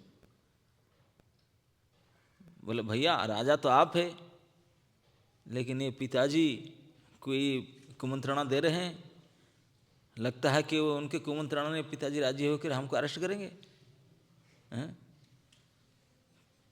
तो इस बात पर गुस्से करके उठ कर गए, बोले पिताजी क्या अरेस्ट करेंगे, कृष्ण को हम अरेस्ट कर लेते हैं। कृष्ण को अगर अरेस्ट करके रख लेंगे, बांध कर रख लेंगे, तो जैसे दूध उबलता है ना, कभी कभी उफनता है, तो पानी डाल दो, क्या होता है तुरंत। बोले ये पांडव का जो इतनी उफलना है, वो बोलना है कि ये कर लेंगे वो कर लेंगे, कृष्ण को अरेस्ट कर देने से उनका खत्म। जैसे छिड़काव मार दो उबलते दूध में, इसी प्रकार से उनके खत्म हो जाएंगे, शक्ति खत्म हो जाएगा। केवल कृष्ण की वजह से इसको कर रहे हैं, मुझे पता है, उनको बांध कर अरेस्ट कर, अभी हमारे हाथ में है, सैन्य शक्ति हमारे मिलकर अरेस्ट कर देते हैं उनको। सात्यकी बहुत चौकन्ना थे, इसीलिए भगवान सात्यकी को साथ में लेकर रहे थे, उनको अद्भुत शक्ति थी। उन्होंने देख लिए थे, उनके आंखों को देखकर पढ़ लिए थे कुछ गड़बड़ करने जा रहे हैं। जैसे वो चारों गए, उनके पीछे पीछे सात्यकी चले गए थे, जाकर षड्यंत्र सुन लिए थे, वो अरेस्ट करने का सारी व्यवस्था कर रहे हैं। तुरंत उन्हें कृतवर्मा को बुलाए। कृतवर्मा यद्यपि उनके सपोर्ट में लड़ने के लिए आया था, दुर्योधन के सपोर्ट में, उसको बुलाकर बोले, कृतवर्मा पता है आपको ये द्वारकाधीश को अरेस्ट करके उनके ऊपर आघात करना चाहते हैं। कृतवर्मा तो सिंह जैसे गर्जन करने, बोले क्या, ऐसे कैसे हो सकता है।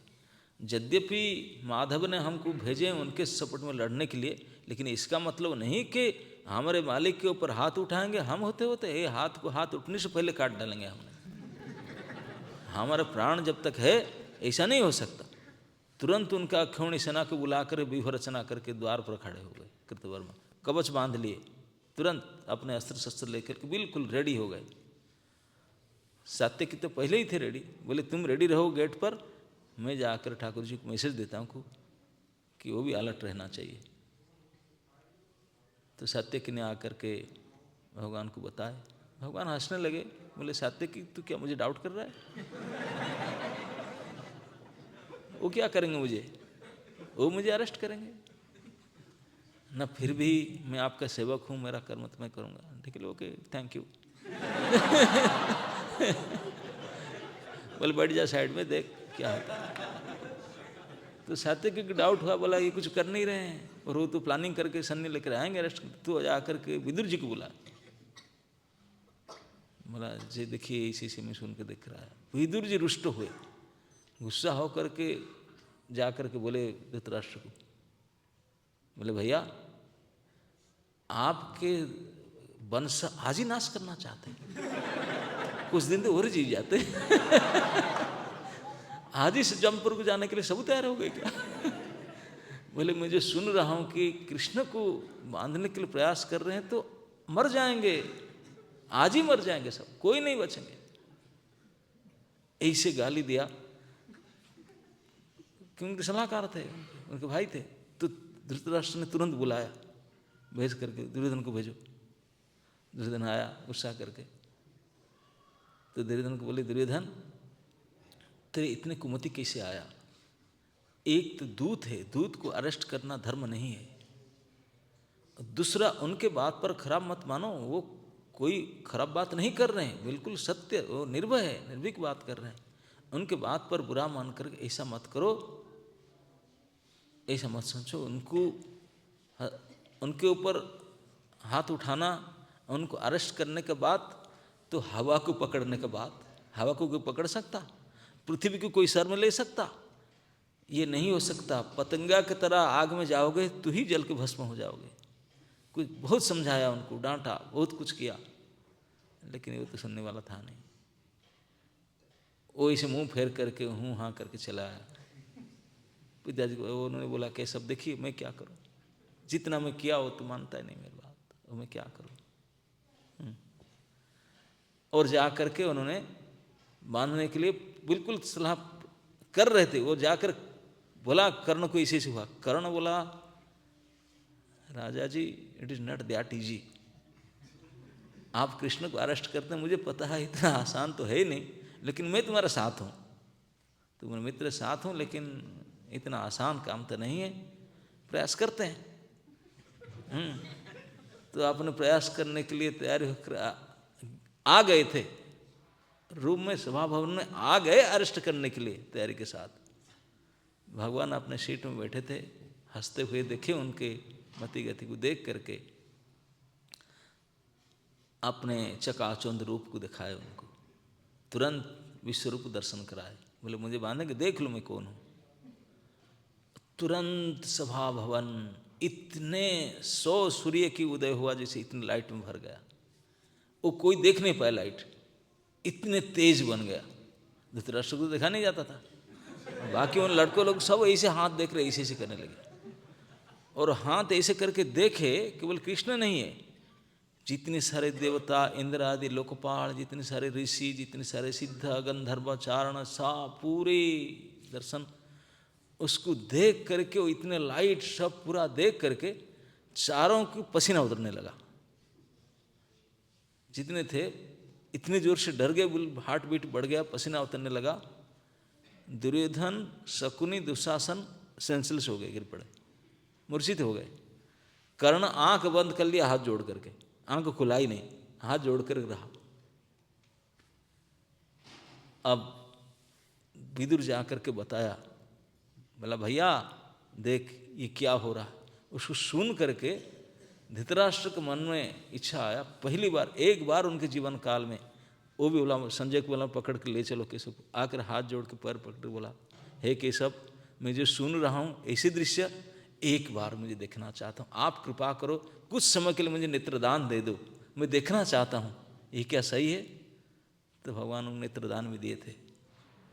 धृतराष्ट्र ने देखा ये अद्भुत काल रूप को, जिसमें पूरे समुद्र में उफान, सब पूरा भूमिकंप हो रहे थे ना, इतने भयानक डरावना दृश्य था, रूप था। प्रकृति और धरती उसको ज़्यादा समय सहन नहीं कर पाता था। कुछ समय तक धृतराष्ट्र ने देखा, वो भी सहन नहीं कर पाया। भगवान ने फिर इसको अंतर्धान कर दिए और उनके साथ साथ उनकी दुष्ट शक्ति भी फिर आउट हो गया। भगवान फिर जा कर के वापस जाने के लिए उठ कर चलने लगे, लेकिन ये अभी तक सेंसलेस पड़े हुए थे, उनके पास कुछ अभी तक अभी मूर्छा छूटा नहीं था कि करने के आँख भी नहीं खुला था।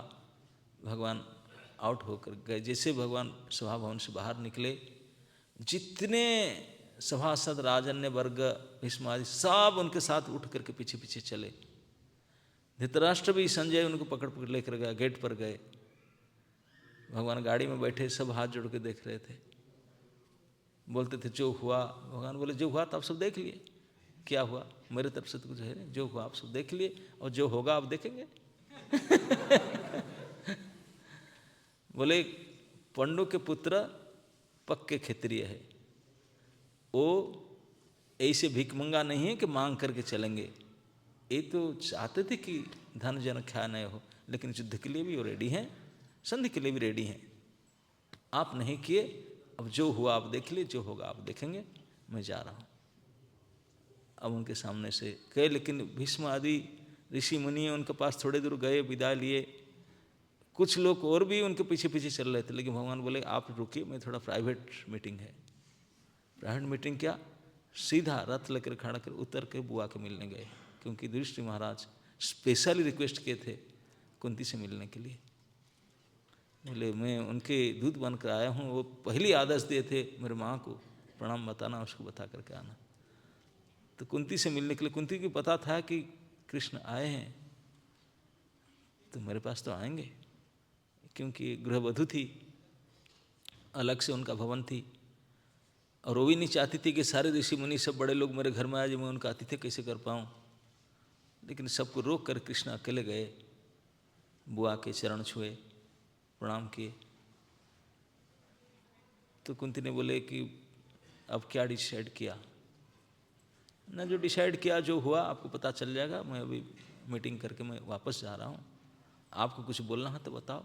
युधिष्ठिर की ओर से प्रणाम, सभी की ओर से आपको प्रणाम बता दिए, मैं अभी वापस जा रहा हूँ, कुछ ना, हाँ मेरा मैसेज बताना, युधिष्ठिर को बताना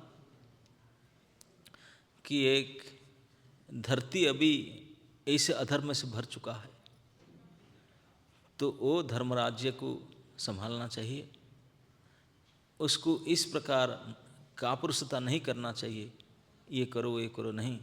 वो क्षत्रिय है, क्षत्रियों का नीति है बाहुबल से जीतना। क्षत्रिय किसी का अंडर में रहकर काम करके जी नहीं सकते। माता कुंती बोली बताना उनको, लोग ब्राह्मण होते हैं कहीं की नौकरी नहीं करेंगे, वो अपने स्वाध्याय से, अपने तप से, भिक्षा से जीवन यापन करेंगे, बाकी कुछ नहीं करेंगे। ये उनके नीति होता है, स्वभाव। क्षत्रिय वो अपने भुजाबल से लड़ेगा, मरेगा, लेकिन रूलिंग करके रहेगा, वो भी किसी का नौकरी करके इसे नहीं करेगा। वैश्य कृषि गोरक्षा वाणिज्य करके केवल शूद्र ही सबका सेवा करता है, तो वो क्षत्रिय पुत्र है। तो क्षत्रिय के धर्म को निभाना चाहिए, और धर्मपुत्र है। अभी समय आ चुका है उनको बोलना कि मैं यही चाहता हूँ कि धर्म को विचार करके जो निर्णय करे, क्योंकि सारे प्रजाओं को अपने अपने धर्म में टिकाए रखने का दायित्व है क्षत्रिय का, लीडर का। जब राजा सपोर्ट नहीं करेगा तो प्रजा लोग कोई धर्म पालन नहीं कर सकते। तो इसीलिए प्रजाओं के धर्म का 1/6 राजा को मिलता है, अपने आप ट्रांसफर होता है ऑनलाइन। क्योंकि प्रजा अगर धर्म पालन करेंगे 1/6 ऑटोमेटिक राजा को मिला, क्योंकि राजा की सुरक्षा से सब कर पाएंगे। तो अभी सभी असुरक्षित हैं, तो ये राज्य को सुरक्षा प्रदान करना उसका प्रथम कर्तव्य है, धर्म स्थापन करना। ये मेरा संदेश है। और भीमसेन को बोलना कि मुझे दुख नहीं है कि मेरे पुत्र जंगल में है, मेरे दुख नहीं कि उनके राज्य हड़प लिया गया, मुझे दुख नहीं कि मुझे इतना प्रकार के हीनस्ता देखना पड़ता है, लेकिन मुझे एक दुख है कि मेरे पुत्र वधू को किस प्रकार अपमानित किया भरी राजसभा में। बदमाश दुर्योधन ने जिस प्रकार अनुचित वाक्य बोली, इस प्रकार दुष्वाक्य गाली देवान बोला, जिस प्रकार व्यवहार किया, वो दुख मुझे है, उसका प्रतिकार लेना चाहिए भीम को। भीम की बात बताना और अर्जुन को बताना, अर्जुन को बताना कि मेरा ये संदेश है, एक क्षत्रियाणी, एक क्षत्रिय जननी जिस पर्पस के लिए कोई पुत्र जन्म करता है, इस पर्पस भी आ चुका है, समय आ चुका है, तो ये काम करके देखा है, वही काम करना है उनको। और उनने जन्म के समय में देववाणी हुआ था अर्जुन के पैदा होने के समय में कि उन्होंने विश्व के अजय वीर होगा, तो उनकी वीरत्व को प्रदर्शन करने का समय आ चुका है। नकुल सहदेव को भी मेरा बात बताना कि प्राण को बाजी लगाकर पराक्रम करके भीख मांगकर मुझे पराक्रम से जिए। तो ये मैसेज दे करके कृष्ण गए, दूतत्व पूरा करके जा करके युधिष्ठिर महाराज पास पहुँच करके आज इट इज सब बता दिए। बोले अभी नो चांस, सब तो लड़ाई डिसाइड हो गया। जाते समय में कर्ण आया था उनको मिलने के लिए, तो भगवान ने सात्यकी को दूसरी गाड़ी में बड़ी मुझे प्राइवेट मीटिंग है कर्ण के साथ, तो कर्ण को अपने साथ बैठा करके कर्ण जाते समय रास्ते में बोले, एक प्राइवेट चले गए, उनसे बातचीत की। बोले कर्ण देखो कुछ बताना चाहता हूँ आपको। बोले आपके साथ पता नहीं है, आप कुंती के पुत्र हो, प्रथम पुत्र हो, और अगर मेरे साथ में चलोगे मैं तुझे इंट्रोड्यूस करा दूंगा लेकर के। अभी भी युधिष्ठिर आपको युवराज घोषित करेगा और आपको बड़ा भाई मान करके आपको पूजा करेगा, मान्य करेगा। अर्जुन और भीम आपको छत्र चामर करेंगे, आपको पीछे पीछे चलेंगे, आप ही राजा बनेगा। और इन कुसंगी के द्वारा उनके साथ क्यों आप बढ़ते हैं, ऐसे करके भगवान ने जब उनको बताया तो कर्ण बोले कि हे केशव, ये बात मुझे पता चल गया है कि मेरे माता में कुंती है। इस अवस्था से भुवन भास्कर से मुझे प्राप्त करके उन्हीं के आज्ञा से सूर्य मुझे कहे, उनको कहे कि कहते मुझे अधिरथ सुत ने गंगा के प्रभाव से उठा करके पालन लालन किया था। छोटे बच्चे को टॉयलेट पेशाब साफ करते हुए मेरा सब कुछ, छोटे जन्मजात शिशु को लेकर के मुझे पालन लालन किया, सब कुछ मेरा किया, बढ़ाया कुढ़ाया, जो भी कुछ किया। एक शादी भी करा दिया मेरा श्रुत वंश में, और मेरे पुत्र प्रपुत्र हो चुके हैं। लेकिन जीवन में बहुत दुख है, कुछ भी हुआ हमेशा दुर्योधन मुझे साथ दिया था, कई मान अपमान में किस प्रकार से। तो आप मुझे कहते हैं मैं अपने इस माता पिता अधिरथ सूत, उनका पत्नी मेरे माँ राधा, मैं माँ बनकर जो मुझे पालन लालन किया, अपने स्तन से दूध पिला, मैं कैसे उनको छोड़कर जाऊँ। वो आशा रखते हैं कि मैं उनके पिंडदान करूँ, उनके पिंडदान न करके मैं छोड़ करके राज्य भोगूँ, जाकर राजा बनूँ। आप उसको चाहता, आप उसको अनुमति नहीं देंगे, अनुमोदन नहीं करेंगे, तो इसलिए मैं नहीं जा सकता। मुझे पता है फिर भी नहीं जा सकता उनको छोड़ करके, मुझे उनके पिंडदान करने के लिए रहना होगा। और दुर्योधन असमय में मेरे मित्रता स्वीकार करके जो मुझे मदद किया है, और उनके मदद के समय मैं उसको छोड़ दूंगा, क्योंकि मेरे भरोसा में वो भी युद्ध के जाना है, मैं छोड़ करके जाऊंगा, ये भी अपकीर्ति होगा मुझे। और आप मुझे पूछते हैं, मेरे मन की बात मैं आपको कहता हूँ, मैं भी जानता हूँ आप कौन है। कर्ण ने बताया मुझे पता आप कौन है। मेरे मन की बात यह है कि जो मेरे कर्म में है मुझे मिलेगा, लेकिन हे केशव वो दिन ज़्यादा नहीं है, आपके तो ही विचार है, अर्जुन मुझे मर्डर करे आप ही देखना चाहते हैं, that's good, let him do that. और दुर्योधन एंड पार्टियों को भीमसेन सभी को ऑल आउट कराएगा, पूरा सेंचुरी स्कोर करेगा। आपके सामने ही होगा, ये सब होगा और होना ही चाहिए। मैं भी चाहता हूँ कि धर्म राज्य हो, जहाँ युधिष्ठिर है, अर्जुन है, वही राज्य संभाले। मैं जानता हूँ कि वो राज्य के लिए लायक नहीं है दुर्योधन, लेकिन मैं भी विवश हूँ, मुझे क्षमा करे। लेकिन ये सब कराइए, मुझे भी मर्डर कराइए, उनको समझ दुर्योधन को राजा कराइए, इसलिए आप अर्जुन को सहायता कीजिए, मैं भी यही चाहता हूँ। तो भगवान ने अर्जुन कर्ण को आलिंगन कर ले, ओके थैंक यू, विदा करके गए। जा करके अब बोल दिए, बोले ठीक है अब जाओ, बता देना कि अभी ये जो दूत बन करके भगवान आए थे वो कार्तिक महीना था, कार्तिक महीना में आए थे। बोले कि अभी ज़्यादा लेट नहीं करना चाहिए, डिसाइड हो गया तो मैनू भैनू डिसाइड करते हैं।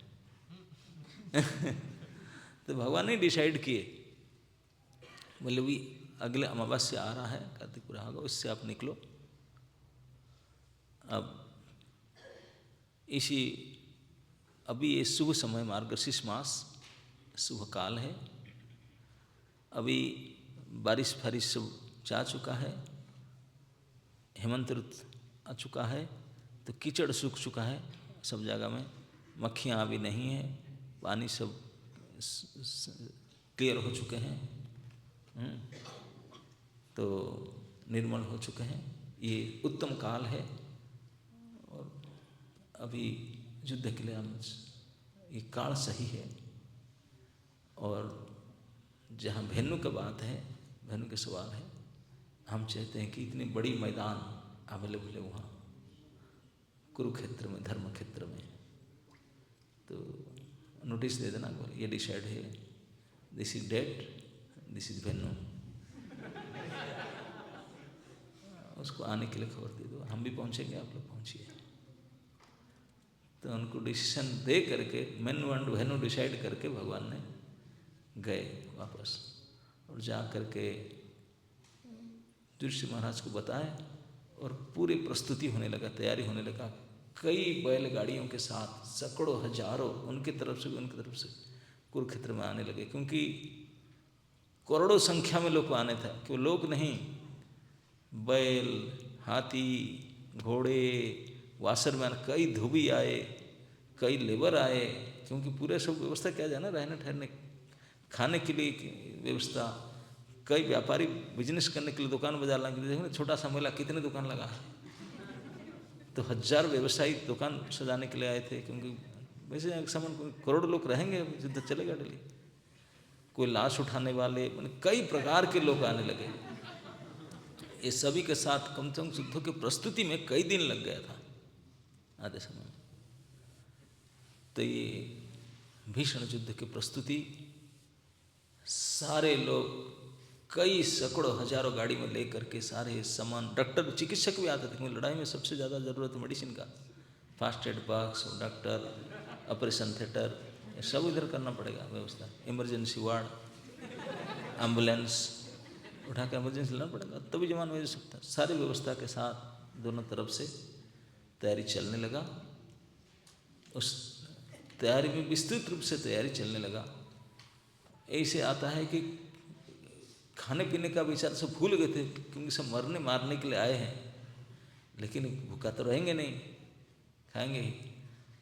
तो भोजन के लिए एक ही राजा ने दायित्व लिए थे, वो बोलते हैं कि उडुपी के जो राजा आए थे, वो फूड डेवलपमेंट डिपार्टमेंट संभाले, दोनों तरफ से बोले हम संभालेंगे, दोनों तरफ को फ्री फूड देते थे, फ्री भोजन था दोनों तरफ के, और जिनको जो मेनू चाहिए था वही मेनू देते थे। ऐसे कहावत है कि उन्हें कुकिंग इंचार्ज बने, और एवरीडे, क्योंकि लाखों करोड़ों की संख्या बनता था, और डेली कितने आउट हो जाते थे वो तो खाएंगे नहीं, कितना मरेंगे क्या पता, काल कितने बनाएंगे, कितने मरेंगे तो पता नहीं। कितने की फूड, कितने प्लेट काल के लिए ज़रूरत है। तो लेकिन उनका जो किचन चल रहा था, उसमें कहते एक दिन उनका कभी एक्स्ट्रा फूड फेंका नहीं गया, इतना ही बनाते थे जितना ही। तो उनको पूछा गया था एक बार, किंग उडुपी को पूछा गया था, आप कैसे मैनेज करते थे पहले दिन तो कोई करोड़ों का बना है, इतने घोड़े के लिए, हाथी के लिए, इतने इनके लिए, इतने इनके लिए, इतने लोग खाएंगे। फिर दूसरे दिन के इतने आउट हो रहे हैं तो कितने कितने मैनेज के नष्ट नहीं हो रहा था। बोला डेली डेली रात को मैं जाता था कृष्ण के कैंप में और एक थाली में मूंगफली लेकर जाता था। तो कृष्ण ने कुछ मूंगफली खा लेते थे, मैं गिन कर दाना देता था, कुछ खा लेते थे और बाकी कुछ छोड़ देते थे। तो मैं जितने छोड़ देते थे इतने प्लेट बनाता था और जितने खा लेते थे आउट हो गए। जितने कृष्ण चुबा लिए वो चुबा गए। इसीलिए जो विश्वरूप में अर्जुन ने देखा सब ग्राइंड हो रहे भगवान के दाने से, पीस रहे थे, वही पीस रहे थे, मूंगफली के दाना की तरफ पीस जा रहे थे। सचमुच भगवान तो सारथी बने थे, प्रतिज्ञा करते बोले मैं अस्त्र भी धारण नहीं करूंगा, लेकिन अस्त्र धारण नहीं किए, लेकिन पूरे 18 दिन दोनों तरफ के युद्ध में पूरे युद्ध का संचालन, पूरे लड़ाई सब कुछ से ड्राइवरी कर रहा था। पूरा हल्ला मच चुका था कौरव वाहिनी में, क्या करें, क्योंकि सारे रथी अर्जुन को टारगेट कर रहे थे। इतने जितना उनका पूरे तपस्या का, पूरा जीवन का सबसे महाबाण रखे थे उसको चला रहे थे। आके सर पिट रहे थे, क्या करें, कभी नहीं बच सकता था, मर जाता था। लेकिन ड्राइवर ही ऐसा है कि वो क्या करे, गाड़ी ऐसे ड्राइविंग करता है, कभी नीचे कभी ऊपर, कभी बाएं कभी दाएं, कभी क्या करता है वो। अर्जुन क्या लड़ाई तो आपसे ड्राइवर ही कर रहा था, रथी नहीं लड़ रहा था, सारथी लड़ रहा था। ये सभी को पता था, इसीलिए सारथी बने थे। रथी बन करके काम नहीं कर सकते थे, सारथी बन करके क्या क्या किए, कैसे किए। अब तो युद्ध की प्रस्तुति हो रहा है, सब दुकानदार, डॉक्टर, बिजनेस, लेबर, टेंट फेंट सब बन रहा है, अभी रेडी हो रहा है। अब काल एकादशी है, अब काल देखेंगे कि युद्ध की शुरुआत में क्या हो रहा है। हरे कृष्ण।